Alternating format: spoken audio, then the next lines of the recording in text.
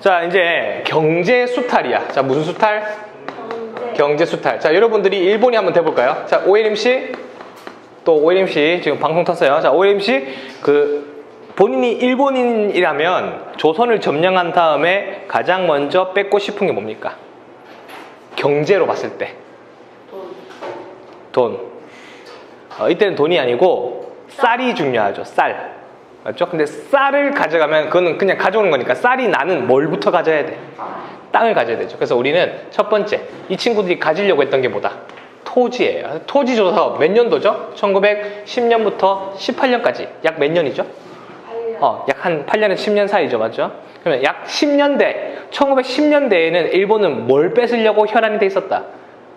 우리나라의 토지를 뺏으려고 혈안이 돼 있었다는 거지. 자, 너 내가 일본인이야. 야, 김예은 땅 가져와. 이러면 예은이가 주겠어요? 그럼 예은이한테 잘 구슬려 가지고 예은이가 속게. 예은이를 속여서 뭘 가져와야 되지? 예은이 토지를 가져와야 되겠죠. 그래서 어떻게 속여서 가져오는지를 잘 보셔야 됩니다. 좀 중요해. 자, 명분부터 별표입니다. 자, 어떻게 우리나라의 땅을 뺏으려고 했었냐? 첫 번째, 근대적 토지 소유 제도를 확립하겠다라고 명분을 내세우죠. 이거 우리 대한제국 광무개혁 때 있었어요. 직위하고 똑같은 거죠. 맞죠? 근데 이거를 일본이 다시 한번 확정시켜 주겠다는 거야. 토지의 무슨 권자를? 소유권자가 누구냐? 요거를 해주겠다는 거죠. 자, 그 다음에 공정하게 세금을 부담하게 하겠다 해서 누가 토지의 주인인지를 다시 조사하겠다. 이게 바로 토지조사 사업의 명분이야. 명분. 자, 원래 우리 땅인데, 원래 내 땅인데 조사할 필요가 있어 없어? 없지. 근데 조사를 하겠다는 거야. 그러면 이거는 조사를 과정을 복잡하게 하거나 아니면 조사를 굉장히 어렵게 하게 자기 거를 인정 못하게 하게 해서 뭐 하겠다는 거야? 일본 걸로 가져가게 하겠다는 거야. 그걸 알 수 있는 우리 백성들은 거의 없었지. 맞지? 자, 그럼 어떻게 뺏어가는지 볼게요. 실제 목적입니다. 밑에 실제 목적은요, 이 식민 통치의 기본이 되는 거. 아까 얘기했지. 결국은 쌀을 가져가려면 뭘 가져야 된다? 땅을 가져야 된다. 그래서 땅을 가지고 나서 그 위에다가 뭐 설치할 수 있잖아. 또 뭐 기차역이나 뭐 항구나 이런 거 설치할 수 있잖아요. 맞죠? 그래서 그런 것들을 가져가고 빼앗아 가기 위한 무슨 자료? 기초 자료가 되는 게 우리나라의 뭐였다? 토지다. 그래서 토지를 가져가겠다는 거지. 그래서 거기서 돈을 확보해서 식민지를 통치하겠다는 거죠. 그래서 우리나라의 기초 자료를 수집하기 위해서 이 정책을 시행했다 생각하시면 됩니다. 원칙이 제일 시험에 많이 나와요. 원칙 별표 치고 이것도 같이 따라 봐야 됩니다. 토지 소유자가 정해진 기간 안에, 자, 정해진 기간 안에, 정해진 기간, 유한이죠. 유한. 그다음에 신고한 토지. 뭐한 토지? 신고한 토지. 자, 그래서 우리는 이걸 보고 뭐라 부르냐? 기한부 신고주의라고 불러요. 자, 기한부 무슨 주의? 신고주의. 근데 뭐 나쁜 건 없습니다. 오일임 씨가 자기 땅인 거를 총독부에 가가지고 기한 내에 뭐 하면 돼요? 신고하면 돼요. 여기서부터 여기까지 제 땅입니다. 이렇게 신고하면 총독부가 네 땅으로 뭐 해주겠다는 거야? 인정을 해주겠다는 겁니다. 나쁜 거 없죠? 맞죠? 자, 일단 근데 우리나라 사람들은요, 일단 태어날 때부터 100%는 아니야. 태어날 때부터 거의 대부분 반일 DNA를 갖고 태어납니다. 태어날 때 혹시 나 일본 좋아하고 태어난 사람 있어요? 우리나라는 일단 기본적으로 일본을 싫어해요. 혹시 자기 일본 좋아한다? 한 명 있나 보네요. 네. 혹시 일본인? 미안합니다. 네. 자, 그러면 이거 중에 하나만 못하게 하면 되죠. 기한을 넘기게 만들던가 아니면 신고를 못하게 하던가 하면 일본 땅이 되는 겁니다. 하루아침에 요 땅 내 건데 내가 신고를 못하면 한 달 안에 신고해야 되는데 만약에 2달째 신고했다. 그러면 신고 안내문이다 뭐 이런단 말이야. 그러면 이거 일본 땅 되는 거야. 그 다음에 신고하러 갔어. 신고서가 일본어야. 못하는 거죠? 그러면 내 땅이 아니고 일본 땅이 돼버리는 겁니다. 그때 우리나라 땅 거의 다 넘어갔다고 생각하시면 돼요. 거의 일본으로 다 넘어갔어. 이때 어떻게 되나 볼까요? 자, 전개 미신고 토지, 주인 없는 땅은 당연히 누구께 되는 거죠? 일본께 되는 거죠. 그다음에 황실, 관청의 소유지. 황실하고 관청은 나라가 망했으니까 일본께 되는 거죠. 맞죠? 그러니까 왕이 갖고 있던 땅은 당연히 총독부 땅이 되는 겁니다. 이제. 다 뺏기는 거지. 문중의 공동소유. 공동소유니까 소유자가 많죠. 그 사람들이 다 가가지고 뭘 받아야 돼? 확인을 받아야 되는데 그러긴 힘들겠지. 그러면 기한을 어겼으니까 누구 땅? 일본 땅. 자, 그 다음에 그 기타 등등 모든 땅이 요거 별표예요. 일본 땅이라고 하면 안 돼. 조선 총독부의 땅이 된 거예요. 자, 그러면 뺏은 토지가 소유권이 누구한테 넘어간다는 거죠? 조선 총독부가 뭐의 주인이 된다는 거죠? 토지 주인이 된다는 거야. 자, 이게 중요해요. 자, 조선 총독부 땅이 돼버렸어요. 총독부는 땅을 관리하는 곳이에요. 정치를 하는 곳이야. 어디야? 땅 관리하는 곳이야? 정치하는 곳이야? 땅을 관리하는 곳이에요? 정치를 하는 곳이죠. 근데 그 정치하는 곳에서 땅을 갖고 있으면 뭐합니까?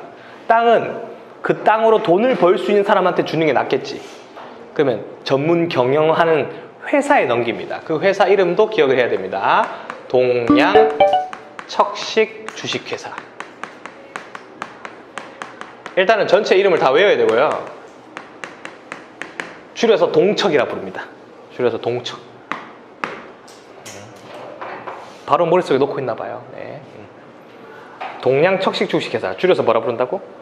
동척. 자, 그럼 이 회사 땅이 돼버린 거예요. 결국은. 또는 일본인에게 넘겨요. 조선 총독부에서. 어떤 값에? 싼 값에. 자, 그러면 총독부가 갖고 있던 땅을 누구에게 넘긴다? 동척과 일본인 지주들한테 넘기는 거야. 근데 거의 공짜로 줬다 생각하면 돼요. 그냥 무상으로. 실제로 우리나라 안에 일본인이 많아야 되겠죠. 총독부 입장에서는. 그러면 총독부 입장에서는 일본에 살고 있는 일본인들을 어디로 데려와야 돼? 조선으로 데려와야 돼. 근데 조선으로 가자고 하면 가겠어요? 자기 나라 버리고 조선에 가겠어? 안 가지. 대신 조선에 오면 뭘 주겠다는 거야? 토지를 주겠다는 거야. 그래서 조선에 올 사람은 토지를 받으러 오세요 이거지. 공짜로 주겠다는 거야. 그래서 많은 일본인들이 이때 다 넘어와요. 거의. 그래서 땅을 받아가지고 이제 지주들이 되는 겁니다. 물론 우리나라 사람들 중에도 땅 안 뺏긴 사람이 있을 수 있어요. 맞죠? 친일 지주. 일본하고 친했던 조선인들은 이미 이 정보를 알아? 몰라? 알지. 맞죠? 정차려. 알기 때문에 뭐 하는 거죠? 신고를 할 수 있었던 거지. 근데 우리 일단 싫은 애들, 대현이 같은 친구들 뭐라고요? 신고하라고요? 쪽발이 새끼 뭐 이러는 거야. 그러면 다음 날 일본에서 와가지고 총독부에서 이 땅은 총독부 땅입니다 이러고 있는 거지. 그러면 대현이가 뭐라는 거예요? 수입을 하는데 이제 총 맞고 죽는 거죠. 맞죠? 네, 이렇게 되는 거지. 다 뺏깁니다. 땅. 실제로 어제 KBS 뉴스 보니까 우리나라에 주인 없는 땅 있죠. 주인 없는 땅은 땅 주인이 누구로 돼 있어야 돼요? 대한민국으로 돼 있어야 되죠. 근데 땅을 조사해봤는데 땅 주인이 조선 총독부로 돼 있어. 아직도 그 총독부가 대한민국으로 안 바뀐 거야. 전산 문서상. 그런 땅이 아직도 엄청 많답니다. 우리나라에. 빨리 바꿔야 되겠지. 맞지? 자, 결과가 서술형 아니면 결과가 객관식으로 많이 나오겠죠. 결과는요, 당연히 조선 총독부의 땅 수입이 증가한다. 그래서 지세 증가. 그 다음에 일본인 뭐가 증가한다 했죠? 대지주가 증가하겠죠. 자, 이게 뭐가 문제가 발생합니까? 그럼 일본인 대지주, 지주는 몇 명이죠? 한 명이죠? 땅 주인이 지주잖아. 그러면 큰 땅 주인이 몇 명 있는 거죠? 그럼 그 땅 누가 농사 지어야 돼요? 그럼 조선인들은 무슨 농이 되냐? 소작농이 됩니다. 조선인 소작농이 뭐 된다는 거죠? 증가하는 거죠. 나 소작농이 뭔지 설명할 수 있는 사람 있습니까? 혹시? 나 소작농이 뭔지 안다. 오, 자기 땅이 없는 농민을 보고 소작농이라고 불러요. 자기 땅이 없으니까 얼마나 삶이 허무했겠어. 자, 남의 땅이 이만한데 자기 땅은 없어. 그러면 자기는 먹고 살아야 되니까 이 땅에 가가지고 뭘 지어줘야 돼? 농사 지어줘야 돼. 그래서 여기서 나오는 거에 몇 분의 몇을 가져요? 2분의 1을 가져요. 어때요? 나쁘지 않죠? 맞죠? 여기서 열심히 농사 지어서 몇 가마를 생산했다. 500가마를 생산했다. 그러면 소작농 이 사람은 몇 가마를 가져가는 거야? 250가마. 그리고 250가마를 또 누가 가져가는 거야? 땅 주인인 누구? 지주가 가져가는 거야. 와, 이거 누가 좋은 장사야? 자기 땅 없는 사람이 더 좋은 장사 아니에요? 땅 있으면 땅 세금도 내야 되는데 이 사람 땅 세금 안 내도 되잖아요. 문제는 뭐야? 소작농이 이렇다는 거죠. 소작농이 500명이야. 그래서 한 1억 가마를 생산했다 하자. 자, 그러면 절반이면 몇천 가마죠? 5,000가마는 누구 거예요? 지주 거죠. 자, 그래서 5,000가마 남은 거를 500명에 나눠야 돼. 그러면 얼마씩 못 가지죠. 맞죠? 그러니까 이건 누가 이득 보는 장사야? 지주가 이득 보는 장사. 그래서 조선인 소작농이 증가했다는 거 되게 중요합니다. 알았죠? 그 다음 요거 별표. 이거는 이해를 하고 외워야 돼. 경작권 불인정. 많은 농민들이 소작농 전락이가 됐는데, 자, 우리나라는 전통적으로 이 소유권보다는 경작권의 개념이 있어. 자, 우리나라는 기본적으로 무슨 권의 개념이 있다고? 경작권. 자, 뭐냐면 소유권은 말 그대로 그 땅의 주인이 누구냐 하는 거죠. 소유. 맞죠? 그런데 우리는 소유권이 아니고 뭐냐면 경작권이에요. 누가 그 땅에서 농사 지을 수 있는 권한이 있냐 이 뜻이지. 그러니까 우리나라는 원래부터 무슨 농이 많았다는 거야. 소작농이 많았어. 이런 느낌이라고 생각하면 돼. 자, 요 땅의 주인은 은석이에요. 자, 근데 이 땅의 주인이 그 농사 짓는 그 소작농이 누구냐면 예림이야. 근데 시간이 지나가지고 은석이 아들내미가 있고 예림의 아들내미가 있는 거야. 그럼 얘가 지주가 되고 얘가 뭐가 되는 거죠? 소작농 되는 거예요. 그 다음에 그의 아들. 또 그 아들. 근데 실제로 땅 주인은 위에 사람들이죠. 맞죠? 근데 농사 지은 사람은 누구야? 밑에 사람이지. 이게 한 100년, 200년 지속되면요. 얘는 왜 농사를 안 지어도 돈이 들어오는지 모르면서 돈을 받아요. 자꾸 돈이 들어오네? 이러고 있는 거고, 얘들은 직접 농사를 지니까 자기 땅인 줄 아는 거야. 대대손손 자기가 농사 지었으니까. 그럼 이거는 무슨 권이고? 경작권이고, 이게 무슨 권이지? 소유권이지. 그럼 총독부에서 뭐 해라? 신고해라 했어. 얘가 가야 돼, 얘가 가야 돼. 위에가 가야 되는데 위에는 자기 땅이 어딘지 몰라. 하도 오랫동안 자기가 농사 안 지어서 자기는 돈만 받고 있었거든. 얘는 안 가고, 얘가 자기 땅인 줄 알고 가서 뭐 한 거야? 신고한 거야. 근데 자기 땅이 아니야. 아니지. 넌 소유권이 아닌데 왜 왔어? 이렇게 된 거야. 잘 봐야 돼. 여기 봐봐. 토지 무슨 자가? 소유자가 신고해야 돼. 근데 우리나라는 소유자가 직접 농사를 짓는 경우가 거의 있었다 없었다? 없었다 이거야. 이 사람들이 가야 되는데 얘들이 갔다는 거지. 그래서 얘들이 가서 신고하면 다 돼, 안 돼? 안 돼가지고 시간이 넘어가면서 땅이 다 뺏겼다는 거지. 그래서 많은 사람들이 무슨 농이 돼버렸다? 소작농이 되었다. 이거 되게 중요한 말입니다. 알았죠? 그래서 우리나라의 거의 80%가 뭐가 돼버리는 거야? 소작농이 됐어요. 여러분 그 선배님들도, 여러분 조상님도 전부 다 소작농일까? 집에 차 5대 있어요, 기정이? 없죠? 소작농이에요. 1인 1차 있어요? 저 학교 등교할 때 차 타고 와요? 버스 말고요. 걸어갑니까? 뛰어가는 경우도 있죠? 맞죠? 앞머리 잡고, 맞죠? 네. 어쨌든 우리 조상님들은 거의 다 80%가 뭐였다? 소작농이었다. 이때 지주는 거의 다 무슨 파들? 친일파들이 다 지주인 거야. 그래서 우리 나중에 또 문제점이 있습니다. 자, 이렇게 해서 경제 수탈 첫 번째 무슨 조사 사업? 토지 조사 사업 기억해야 되고, 무슨 회사 기억해야 된다? 동양 척식 주식 회사. 그럼 이건 우리나라한테 좋은 회사예요, 나쁜 회사예요? 나쁜 회사죠. 나중에 나석주라는 선생님이 여기다 폭탄 한 개 던져주십니다. 그렇죠? 네. 나중에 폭탄 던지는 거 배우면 재밌어요. 그렇죠? 됐죠? 자, 이렇게 해서 10년대 첫 번째 경제 수탈 무슨 조사 사업? 토지 조사 사업을 배웠습니다. 이거 제일 중요하니까 기억해 주시고요. 여러분 학교 책에는요 1912년이라고 나올 거예요. 시작이.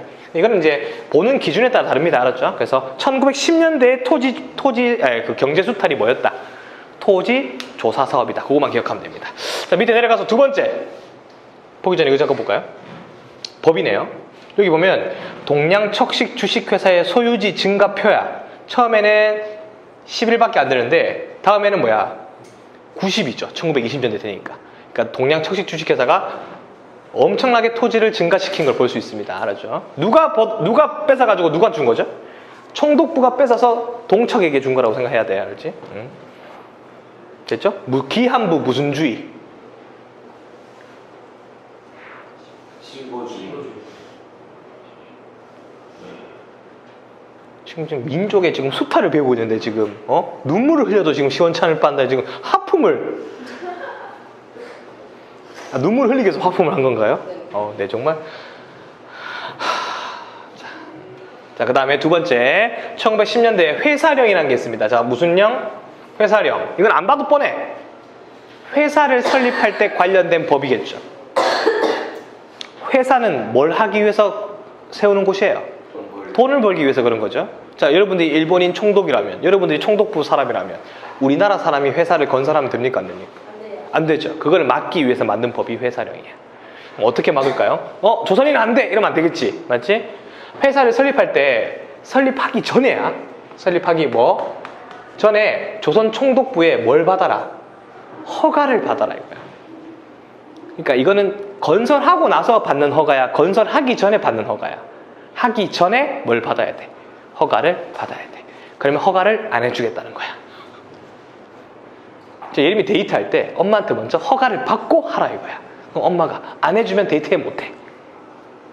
엄마가 허가를 안 해주면 데이트를 해 못해. 못하는 거지. 하는 거는 이제 반란이죠. 맞죠? 네. 조퇴하고 싶으면 도진쌤이 허가를 받고 하라 이거야. 그럼 받으면 할 수 있다는 거지.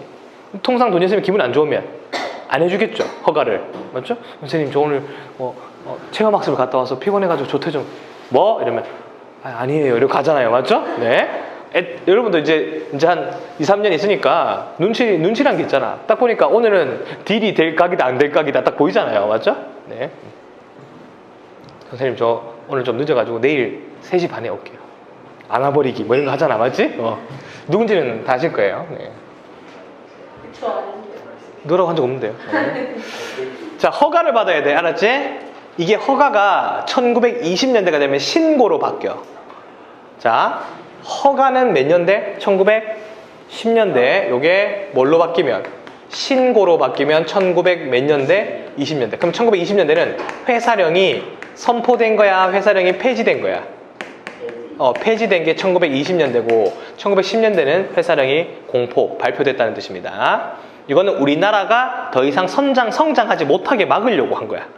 좀 얍삽하지, 맞지? 우리나라 사람들이 가가지고 뭐 하면 회사 설립하겠습니다 그러면 뭐 해버리고 막아버리고, 일본인이 와가지고 만들겠다고 하면 오케이 해주고. 그러면 약 10년 동안 누가 세운 회사만 성장할까요? 일본인이 세운 회사만 성장하겠죠. 그럼 약 10년 동안 우리는 돈 있는 사람은 돈을 불릴 수가 없고 우리나라 사람들은 가난해지게 되는 거야. 그렇게 만들어버린 거죠. 그래서 한국인의 기업을 억제했다.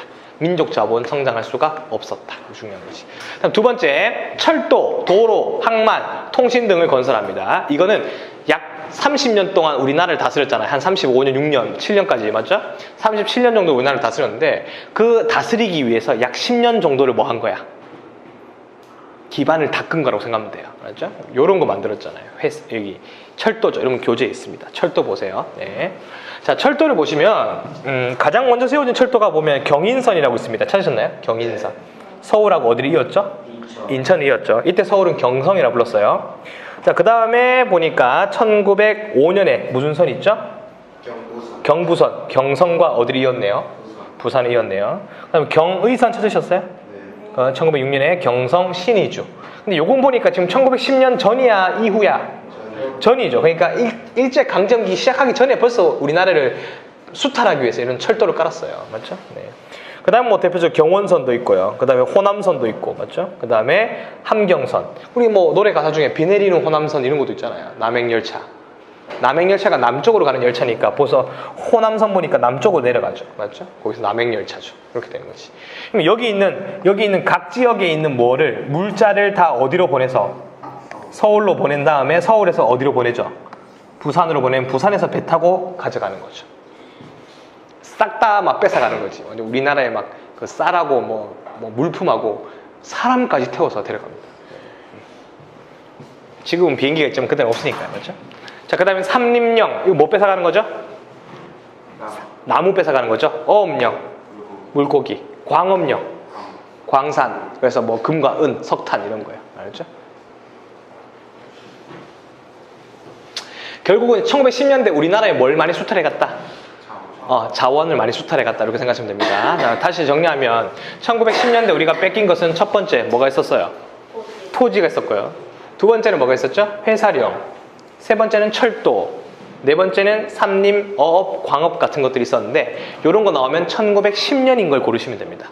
회사령은 좀 따로 잘 알아놔야 되고 토지 조사 사업은 겁나 중요하고요. 그렇게 정리하면 되겠죠. 네, 끝났습니다. 다음 장 넘겨볼까요? 이제 1910년대 끝난 거야. 1910년대 최종 정리하면 첫 번째 무슨 통치? 무단 통치, 헌병경찰, 강압적인 통치, 조선총독부. 경제는 토지조사 사업, 그 다음에 회사령, 그 다음에 산림업, 광업, 그 다음에 있었던 게